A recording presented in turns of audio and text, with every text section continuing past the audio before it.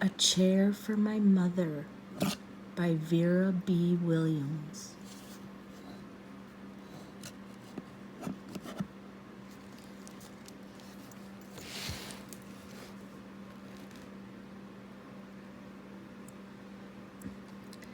My mother works as a waitress in the blue tiled diner.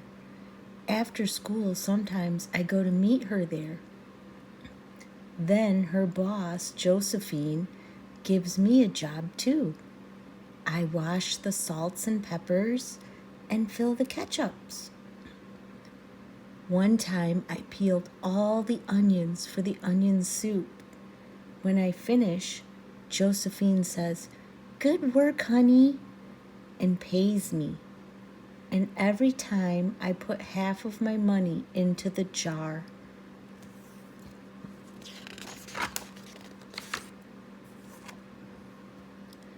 It takes a long time to fill a jar this big. Every day when my mother comes home from work, I take down the jar. My mama empties all her change from her tips out of her purse for me to count. Then we push all the coins into the jar. Sometimes my mama is laughing when she comes home from work. Sometimes she's so tired she falls asleep while I count the money out into piles.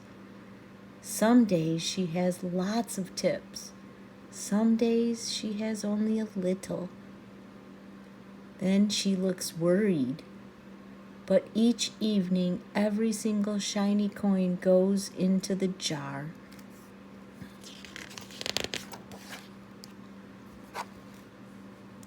We sit in the kitchen to count the tips. Usually Grandma sits with us too. While we count, she likes to hum. Often she has money in her old leather wallet for us. Whenever she gets a good bargain on tomatoes or bananas or something she buys, she puts by the savings and they go into the jar.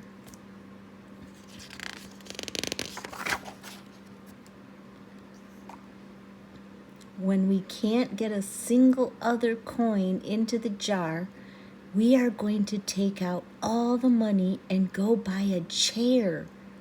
Yes, a chair. A wonderful, beautiful, fat, soft armchair. We will get one covered in velvet with roses all over it. We are going to get the best chair in the whole world. That is because our old chairs burned up. There was a big fire in our other house. All our chairs burned. So did our sofa, and so did everything else. That wasn't such a long time ago.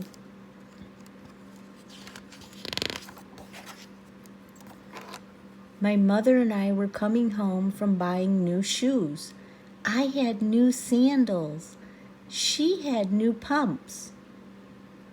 We were walking to our house from the bus. We were looking at everyone's tulips.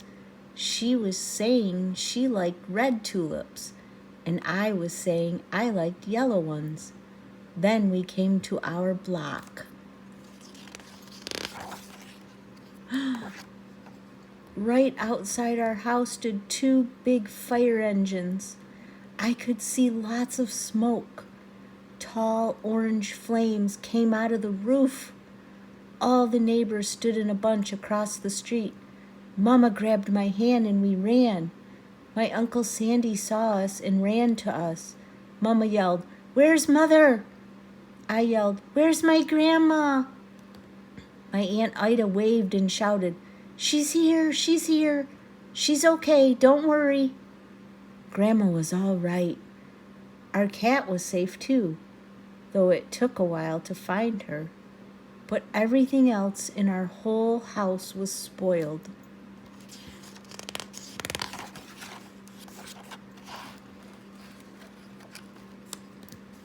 What was left of the house was turned to charcoal and ashes. We went to stay with my mother's sister, Aunt Ida, and Uncle Sandy. Then we were able to move into the apartment downstairs. We painted the walls yellow. The floors were all shiny, but the rooms were very empty. The first day we moved in, the neighbors brought pizza and cake and ice cream, and they brought a lot of other things too. The family across the street brought a table and 3 kitchen chairs. The very old man next door gave us a bed from when his children were little. My other grandpa brought us his beautiful rug. My mother's other sister, Sally, had made us red and white curtains. Mama's boss, Josephine, brought pots and pans, silverware, and dishes. My cousin brought me her own stuffed bear. Everyone clapped when my grandma made a speech.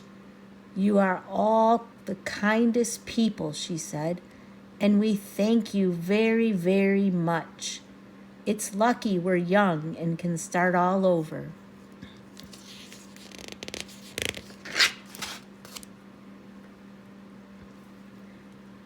That was last year, but we still have no sofa and no big chairs. When Mama comes home, her feet hurt. "There's no good place for me to take a load off my feet," she says.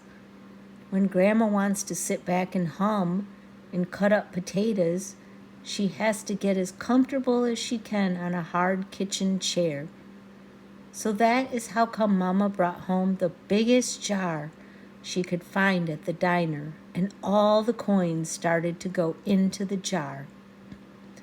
Now the jar is too heavy for me to lift down. Uncle Sandy gave me a quarter. He had to boost me up so I could put it in.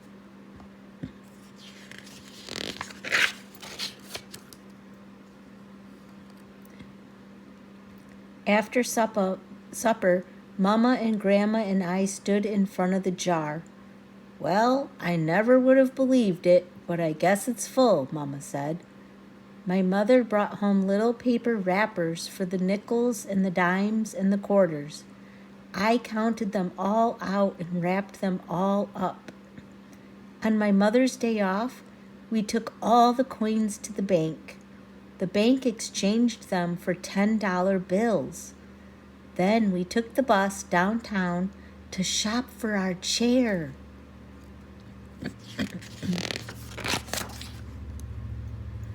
We shopped through 4 furniture stores.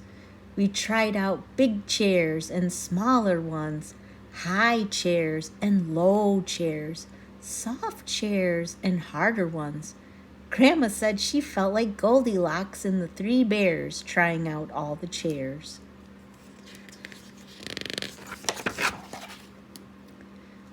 Finally, we found the chair we were all dreaming of, and the money in the jar was enough to pay for it.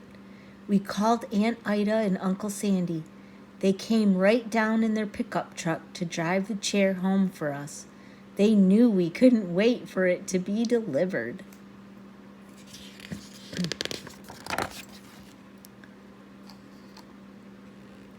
I tried out our chair in the back of the truck. Mama wouldn't let me sit there while we drove, but they let me sit in it while they carried it up to the door.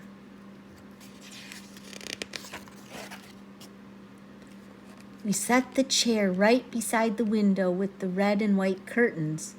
Grandma and Mama and I all sat in it while Aunt Ida took our picture. Now Grandma sits in it and talks with people going by in the daytime. Mama sits down and watches the news on TV when she comes home from her job. After supper, I sit with her, and she can reach right up and turn out the light if I fall asleep in her lap.